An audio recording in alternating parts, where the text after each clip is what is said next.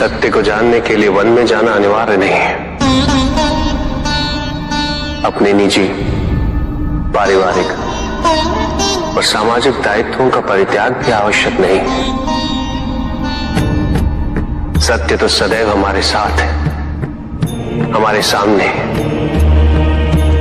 किंतु हम स्वयं धीरे धीरे उस पे अपने क्रोध, अपने अहम, भय, विचार और महत्वाकांक्षाओं जैसे कई आवरण चढ़ा देते हैं।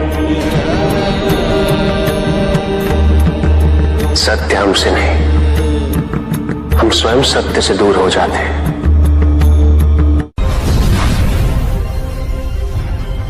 तुम्हारे साथ छल तुम्हारी अपनी इच्छाओं ने किया है, तुम्हारे हट ने किया है, तुम्हारी अपनी सोच ने किया है। ये रहस्य नहीं कि प्रत्येक आत्मा मुक्ति की इच्छुक होती है। जो मरता है वो है पंचभूतों से निर्मित शरीर,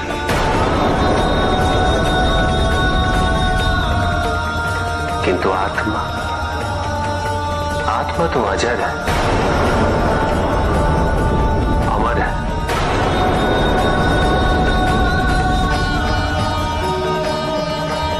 जिसकी यात्रा मोक्ष पर संपूर्ण होती।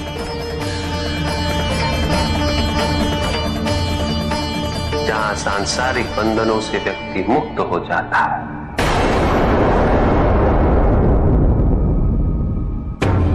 सारी इच्छाएं लुप्त हो जाती। किंतु तुमने तो कभी सत्य की खोज ही नहीं की। तुम तो सदैव उन तत्वों को ढूंढते रहे जो तुम्हारे अहंकार के पोषण हेतु आवश्यक थे।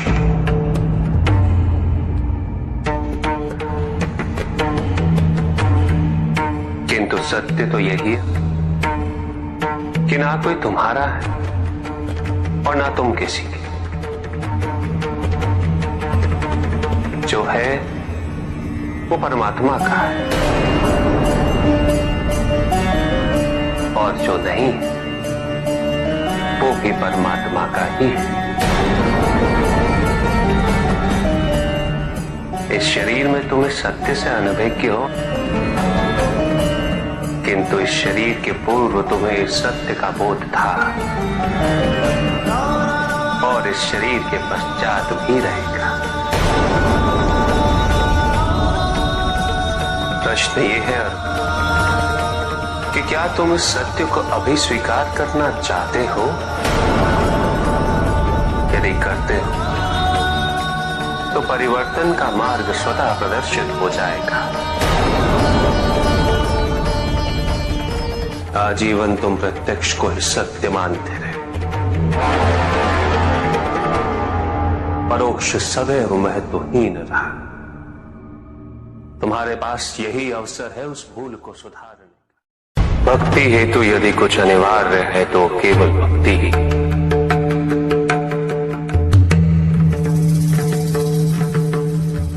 किंतु प्रश्न ये है कि क्या आपकी भक्ति संपूर्ण है?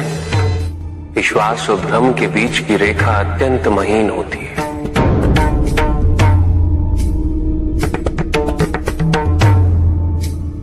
असंख्य व्यक्ति ये नहीं समझ पाते कि उनका विश्वास विश्वास है या भ्रम।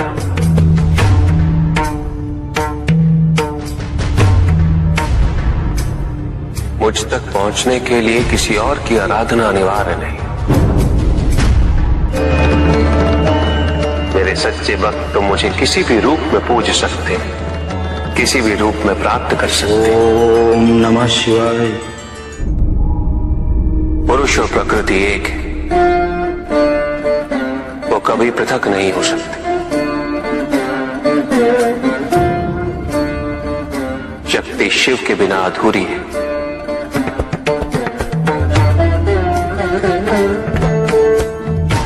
और शिव तो शक्ति के बिना शव के समान है। शिव शक्ति पुरुष प्रकृति का संतुलन सदैव अनर्थकारी सिद्ध होगा। शरीर में यदि स्त्री तत्वों की ऊर्जा नहीं तो शरीर निर्जीव है।